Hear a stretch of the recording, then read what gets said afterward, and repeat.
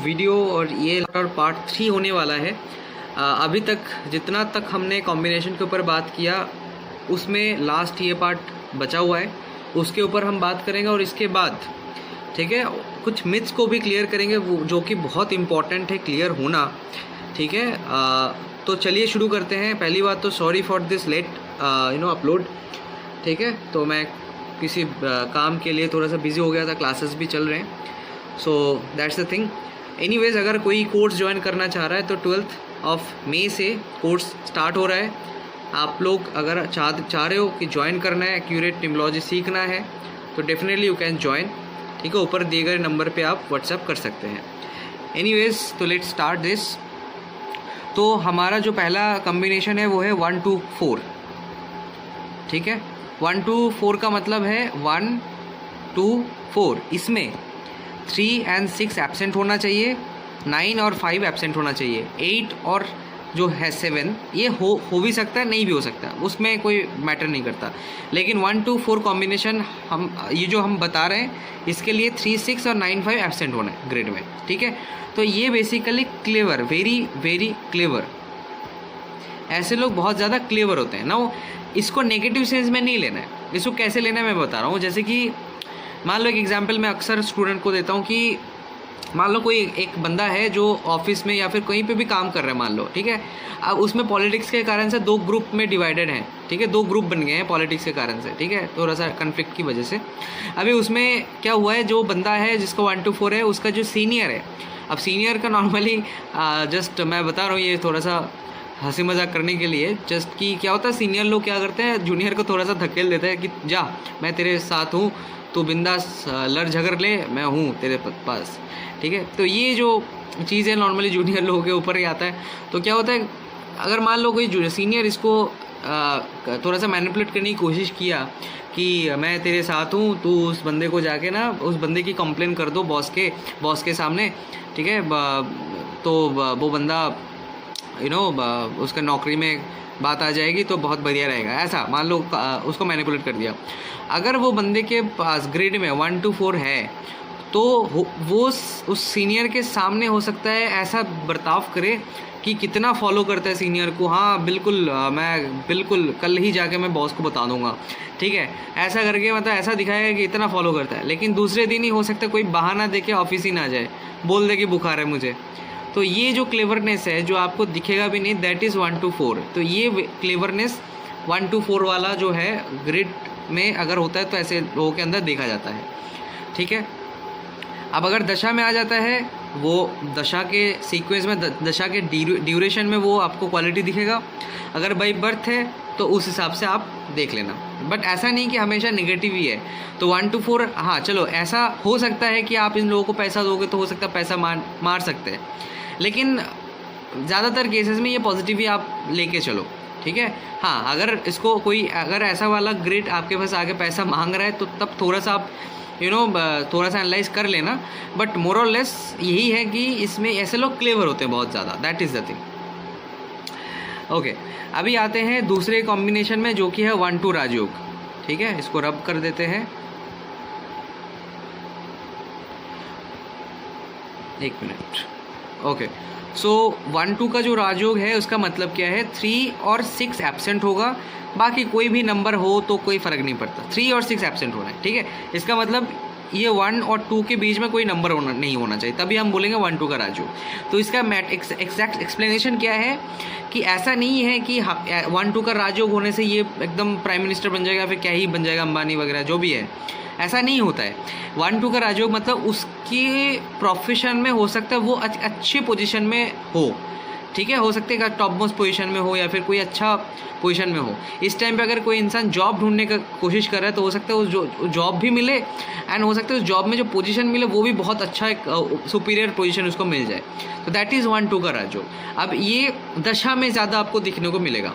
तो ये एक्टिवेट कैसे होता है, एक होता है कि एग्जाम्पल के तौर पर बता रहा हूँ, मान लो किसी के ग्रिड में 1 पहले से है और 2 आ जाए तो इसमें एक्टिवेट हो जाएगा राजयोग, या फिर वाइसी वर्सा, 2 पहले से 1 आ गया, राजयोग एक्टिवेट हो जाएगा। तो ऐसे एक एक्टिवेशन होता है। दूसरा एक्टिवेशन क्या है, मान लो बाई बर्थ 1-2 का कॉम्बिनेशन है, ठीक है। मान लो एक रैंडम ग्रिड ले लेते हैं, ये ग्रिड है, ठीक है। Sorry not this one, sorry not this one. इसमें मान लीजिए ऐसा कुछ है, ठीक है, ऐसा ग्रिड है। तो यहाँ पे 1-2 का राजयोग है। अभी मान लीजिए अगर कोई पॉजिटिव दशा आ जाए, पॉजिटिव दशा मीन्स मान लो 5 के यहाँ पे आ गया, तो ये जो पॉजिटिव दशा आया, ये पॉजिटिव दशा इस राजयोग को भी हिट करेगा। तो इस पीरियड में हो सकता है उसको अच्छा खासा कुछ प्रमोशन मिल जाए या फिर वो उस प्रोफेशन में अच्छा एक पोजीशन अचीव कर ले। तो इसका मतलब ऐसे, मतलब हम देख सकते हैं एक्टिवेशन को 1-2 का। एक तो है 1-2 में से कोई भी एक नंबर आके एक्टिवेट होना, या फिर अगर पहले से है 1-2 तो उस टाइम पे पॉजिटिव दशा में वो एक्टिवेट हो जाना। तो दैट इज़ 1-2 राजयोग जो एक्टिवेट होता है, ठीक है। अच्छा, अब क्या है 3-7-9। 3-7-9 ये जो कॉम्बिनेशन है, ये बेसिकली बोलते हैं संन्यास योग, ऐसा बोला जाता है। लेकिन इसका मतलब ऐसा नहीं है कि ऐसे लोग संन्यास ले लेंगे या फिर ब्रह्मचारी बन के चले जाएंगे, ऐसा नहीं है। अगर कोई स्पिरिचुअल है और उसका अगर 3-7-9 का इंडिकेशन है, मान लीजिए दशा में आ गया 3-7-9, तो हो सकता है उस लेवल, उस जगह पे जाके, उस ड्यूरेशन में जाके, उस पीरियड में उसका एक स्पिरिचुअल एनलाइटनमेंट हो, या फिर वो स्पिरिचुअल अपलिफ्टमेंट हो जाए, उसका रियलाइजेशन हुआ जाए कुछ, ठीक है। या फिर उस टाइम पे हो सकता है वो बहुत ज़्यादा भक्ति योग में चला गया, स्क्रिप्चर्स पढ़ रहा है, एकादशी व्रत रख रहा है।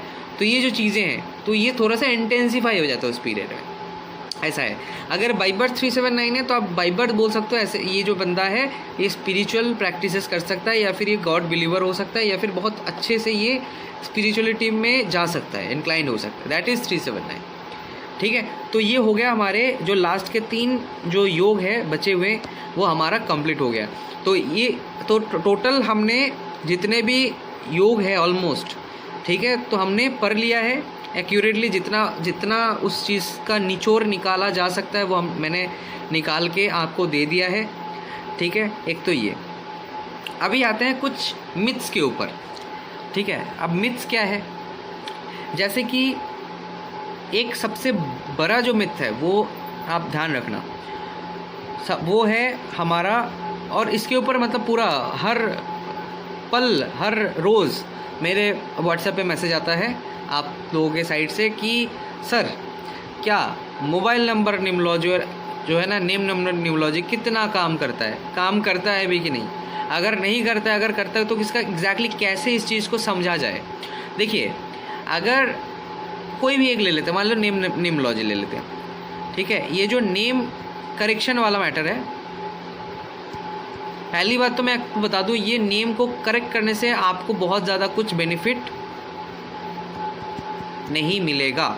एकदम आप एकदम लिख लो, रट लो, कोई भी आपको आके कुछ भी बता दे, आप उसको एक्सेप्ट नहीं करना है। क्यों नहीं करना है उसका मैं आपको लॉजिक दे रहा हूँ। देखिए, हमारे जीवन में प्रॉब्लम आता है हमारे प्रारब्ध से। हमने जो कर्म किया है पिछले जन्म से, उसका जो फल हमें इस जन्म में आके मिलता है। तो जो फल हमें मिलता है वो क्या हो सकता है, गुड भी हो सकता है, वो बैड भी हो सकता है। अब वो डिपेंड करता है हमारे कर्मा से।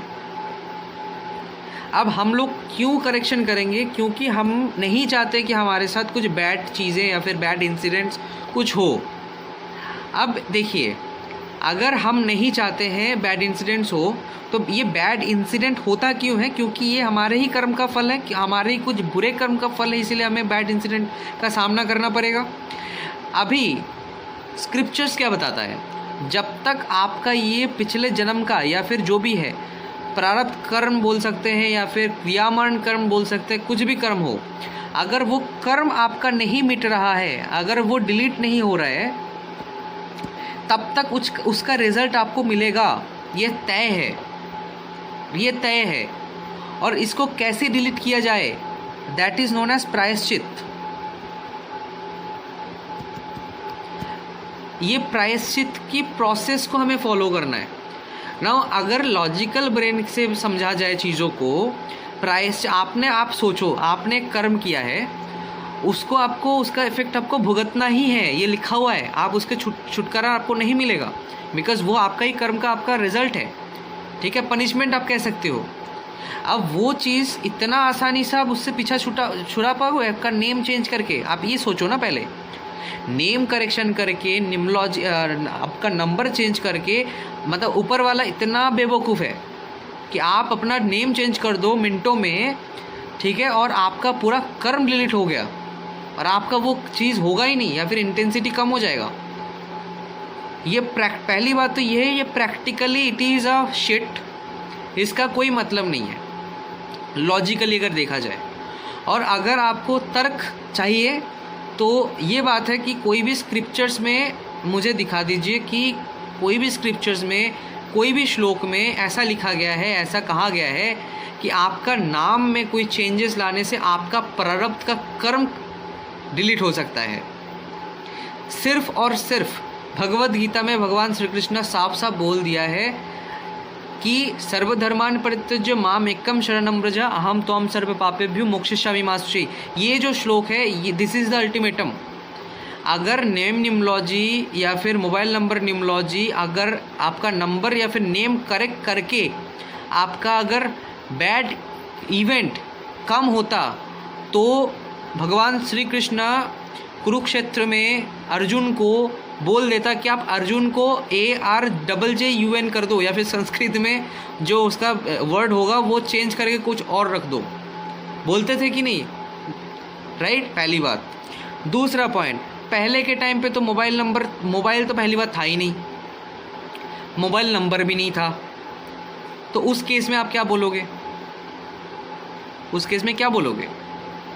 तो ये जो चीज़ें हैं ये बकवास है, पहली बात। तो आपका क्वेश्चन हो सकता है तो सर ये कॉन्सेप्ट कैसे हम यूज़ करें, इसका थ्योरी कैसे काम करता है? Now let me tell you, ठीक है, ध्यान से सुनना। मान लीजिए नेम निम्नोलॉजी की अगर बात करें,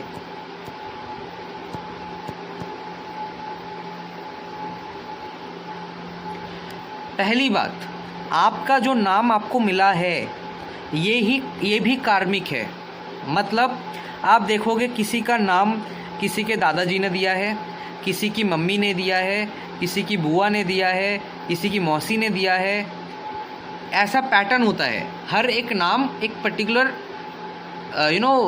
प्रोसेस से आया है आपके पास। सो वो जो प्रोसेस से आया है दैट इज़ कार्मिक। आपको इस जन्म में वही नाम मिलना ही था। पहली बात तो ये, जो नाम मिला है उसकी अगर आप निम्नोलॉजिकल डेटास को देखो, मान लो वही सिस्टम है, वो जो शेल्डियन निम्नोलॉजी की जो ग्रिड है, जो चार्ट है अल्फ़ाबेट के साथ नंबर का, उससे आप टोटल करके आपका एक नंबर आएगा, ठीक है, एक नंबर आएगा आपके नाम का जो नेम नंबर बोलते हैं।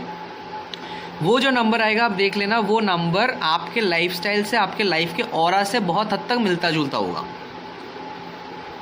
So that is why, because your name is कार्मिक, उसका प्रभाव भी आपके लाइफ से मैच करेगा। इट इज़ नॉट लाइक कि आप अपना नाम चेंज कर देने से आपके लाइफ की इवेंट्स बदल जाएगा। ये बकवास है, ये जो वो लोग बोलते हैं जिनका स्क्रिप्चर्स का कोई नॉलेज नहीं है। आप कोई भी स्क्रिप्चर्स उठा के देख लो, मैं ये नहीं बोल रहा हूँ आप पर्टिकुलर कोई धर्म का स्क्रिप्चर्स पढ़ो, कोई भी स्क्रिप्चर्स उठा के देख लो, कोई भी स्क्रिप्चर्स में आपको ये सब चीज़ें नहीं मिलेगी। सब लोग कर्म के ऊपर ज़्यादा फोकस रखते हैं। कर्म अच्छा होना चाहिए, भक्ति करना चाहिए, आराधना करना चाहिए ईश्वर का, इससे हमारे कर्म चेंज होते हैं, इसका फल भी वैसे ही चेंज होगा। तो आप लोग प्लीज़ नेम निम्नोलॉजी, मोबाइल नंबर निम्नोलॉजी के पीछे मत जाओ, तो आप परेशान होते रहोगे और कुछ नहीं है, पहली बात। और एक चीज़ है, मान लीजिए आपका 2 नाम है या फिर 3, आप देखोगे ना बहुत सारे नाम है ना आपके, बहुत सारे, कोई बुआ कुछ बुलाते हैं, मम्मी कुछ बुलाती हैं, ठीक है, पापा कुछ बुलाते हैं, 2-3 नाम ऐसे ही आ जाते हैं। घर में बुलाने का नाम होता है, ऑफिशियल नेम होता है, कुछ भी रैंडम। तो आपको अगर बोला जा रहा है नाम चेंज करो, तो एग्जैक्टली कौन सा नाम आप चेंज करोगे? ठीक है, तो ये हो गया एक पॉइंट। मोबाइल नंबर की बात करें, आपके पास मान लो 2 से 3 मोबाइल नंबर है, आप क्या चेंज करोगे? कौन सा नंबर चेंज करोगे? और जो नंबर आपको मिलेगा वो भी आपको जो नंबर मिलेगा, आप खुद बताओ, नंबर को चेंज करने के लिए बोल रहे हैं, आप कितना मतलब माथा पेची कितना पागल हो गए? आपको पता है कि आप नंबर चेंज करने जा रहे हो, कुछ ना कुछ तो कॉम्बिनेशन उसमें रहेगा ही negative, according to that theory. तो आज देखा गया कि आप आज कोई कॉम्बिनेशन के पीछे जा रहे हो जिससे आपका हो सकता है करियर में ग्रोथ हो, लेकिन उस नंबर पे ऐसा कोई कॉम्बिनेशन आ जाए जो कि मैरिड लाइफ को ख़राब करे, तो ये भी तो हो सकता है। हालांकि होगा नहीं, लेकिन अगर उसको एक 1% भी उसके ऊपर विश्वास रखा भी जाए, so it will create an ये एडिशनल प्रॉब्लम आएगा आपके लाइफ में। माथा पे आप टेंशन में आ जाओगे। एग्जैक्टली प्रैक्टिकली और लॉजिकली सोचो, ठीक है। तो कोई भी अगर बोलता है कि नेम न्यूमरोलॉजी काम करता है, उसको मैं एक ही बात बोलना चाहता हूँ। पहला है प्रेडिक्शन।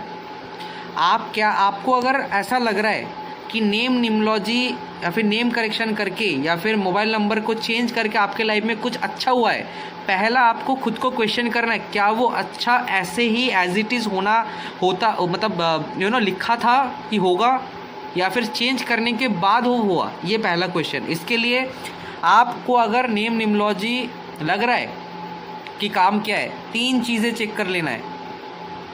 आपका न्यूमरोलॉजिकल चार्ट, वो भी कौन सा? वैदिक।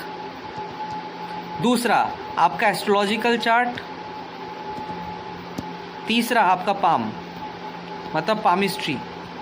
अगर आपको दिख रहा है ये तीनों सब्जेक्ट ही आपके उस मान लो 2025 आते आते आपने मान लो 2024 में अक्टूबर में नेम करेक्शन किया है, आपका टाइम ख़राब चल रहा था।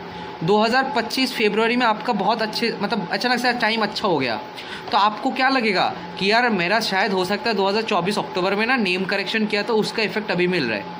आपको ये लग सकता है, नॉर्मली सबको लगेगा, मुझे भी लग सकता था अगर मुझे ये सब नॉलेज नहीं होता तो, नेचुरल बात है। अब अगर आपको ये फील हो रहा है 2025 में फरवरी में आपका अच्छा पीरियड आ रहा है, पहला है आप चेक कर लो क्या वो आना लिखा था, नेचुरली वो लिखा था क्या अच्छा आने वाला। उसके लिए आप न्यूमरोलॉजी का चार्ट, एस्ट्रोलॉजी और पामिस्ट्री चेक कर लो। अगर तीनों में ही नेगेटिव था, अच्छा, और हाँ अच्छे एस्ट्रोलॉजर से, अच्छे पामिस्ट से जाके चेक करना, ऐसा नहीं कोई किसी को भी पूछ लिया।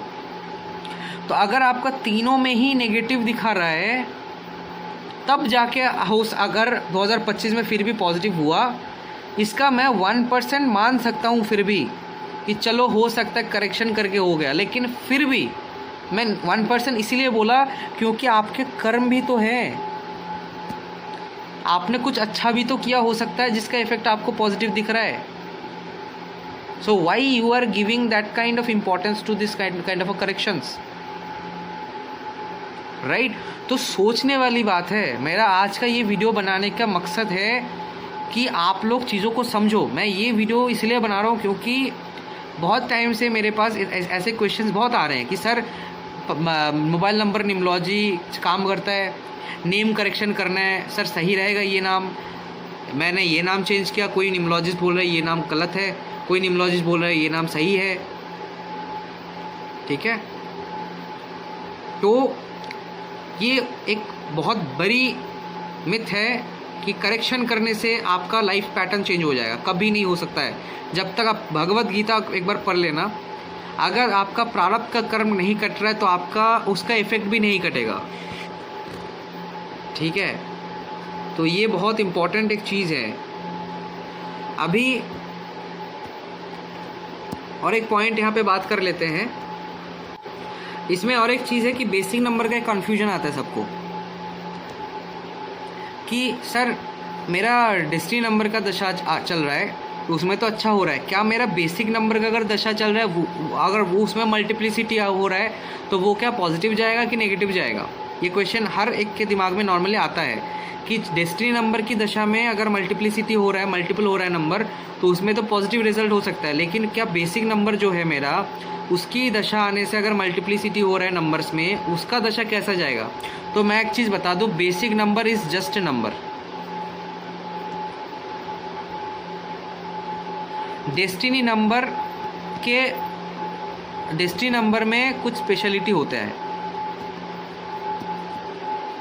जैसे कि डेस्टिनी नंबर की दशा पावर एंड मनी देता है, डेस्टिनी नंबर की दशा कहीं ना कहीं बहुत जगह पे अच्छा रिजल्ट देता है, लेकिन बेसिक नंबर की दशा रिजल्ट उतना अच्छा नहीं होता है। ये जैसे बाकी नंबर की दशा आने से प्रॉब्लम देता है, मतलब जो रिजल्ट, प्रॉब्लम मैं नहीं बोलूँगा, जो रिजल्ट देता है मल्टीपल होने से, मल्टीप्लिसिटी के निगेटिव रिजल्ट, और सिंगल होने से नॉर्मल पॉजिटिव रिजल्ट, वैसा ही है।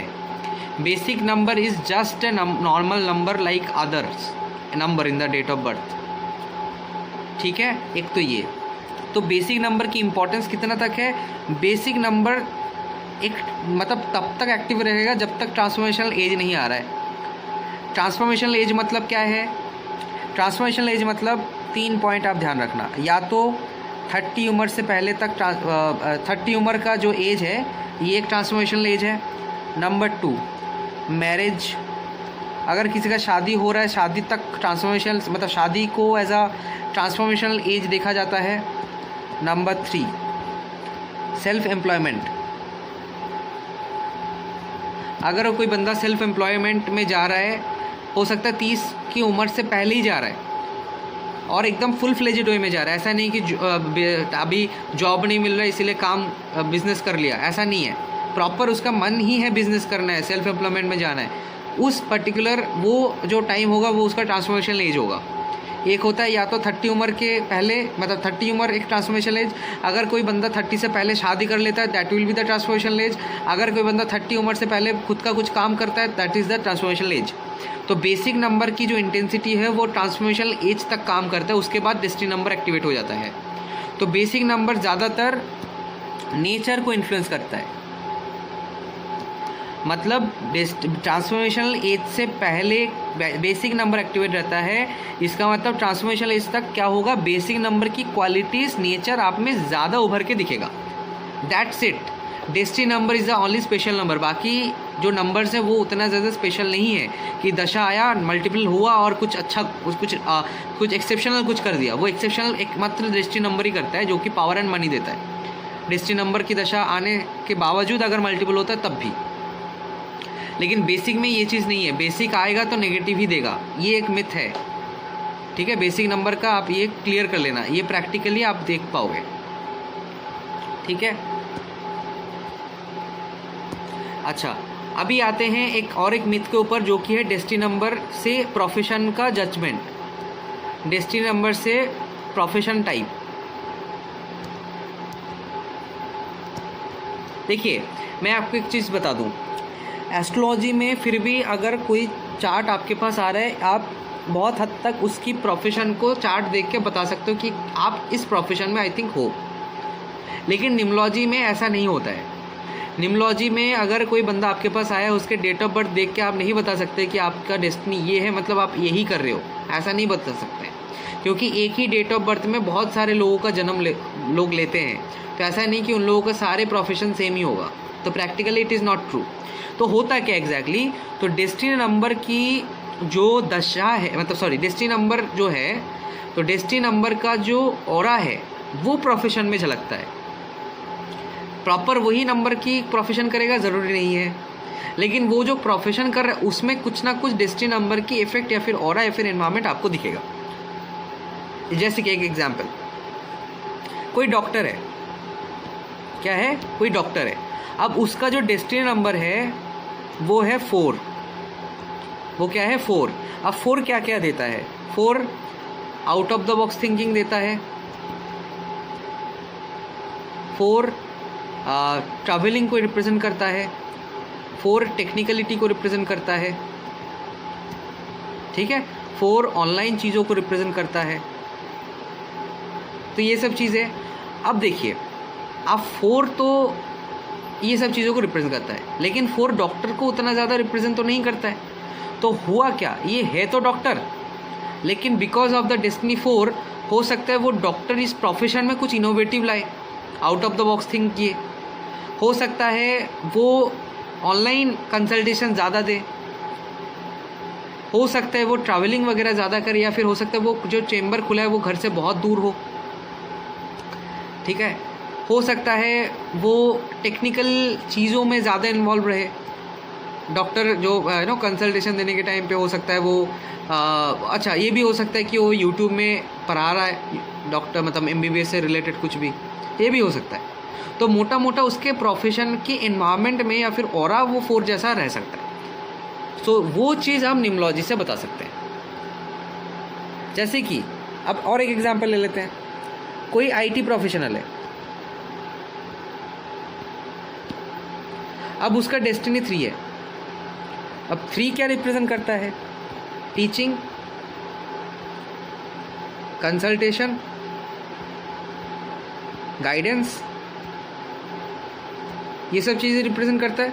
हो सकता है वो आईटी प्रोफेशनल हो, लेकिन वो हो सकता है ऐसी कोई पोस्ट में हो, ऐसे कोई काम करता है जिसमें ये सब चीज़ों का बहुत ज़्यादा रोल होता है। हो सकता है गाइड कर रहा है अपने जूनियर्स को, हो सकता है कोई पर्टिकुलर प्रोजेक्ट के लिए लीड कर रहा है, गाइड कर रहा है, टीच कर रहा है, ठीक है, तो ये भी हो सकता है। तो ऐसा हम चीज़ों को देख सकते हैं, उसके ऑरा को फाइंड आउट कर सकते हैं। लेकिन ज़रूरी नहीं है कि वो, जैसे कि 3 डेस्टिनी मतलब वो ज़रूरी नहीं है कि वो टीचर ही होगा। हाँ, उसको क्योंकि डेस्टिनी 3 है तो टीचिंग अच्छा लगता होगा उसको। अब वो अगर टीचिंग प्रोफेशन में जाता है तो वो मज़ा लेकर कर सकता है, लेकिन ज़रूरी नहीं है वो टीचर ही हो।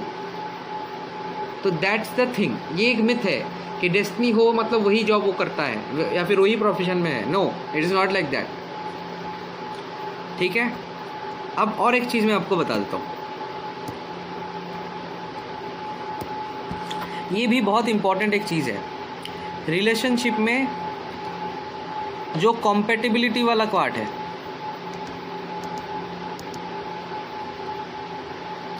ये भी उतना ज़्यादा मैं बोलूँगा एक्यूरेट नहीं है। ये आप ध्यान रखना। देखिए क्यों नहीं है, मैं आपको बता दूँ। आपने डेस्टिनी नंबर के हिसाब से आपने चूज़ कर दिया। ये होता क्या, प्रोसेस क्या है, डेस्टिनी नंबर की मैचिंग किया जाता है, ठीक है। किसी का डेस्टिनी 1 है और डेस्टिनी किसी का 2 है, तो इन दोनों का मैचिंग कैसा है ऐसा देखा जाता है।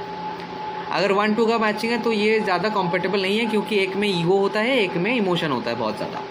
लेकिन ये प्रैक्टिकली ना, टू बी वेरी ऑनेस्ट, उतना ज़्यादा काम का नहीं है। क्यों नहीं है उसका लॉजिक मैं दे रहा हूँ। देखिए अगर मान लीजिए ये ग्रिड है दोनों का, अब चलिए इसमें तो चलो डेस्टिनी 2 है मैंने लिख दिया, इसमें क्या है डेस्टिनी 1 है, चलो मैंने लिख दिया, अच्छी बात है। बाकी के नंबर्स मान लो ऐसा है,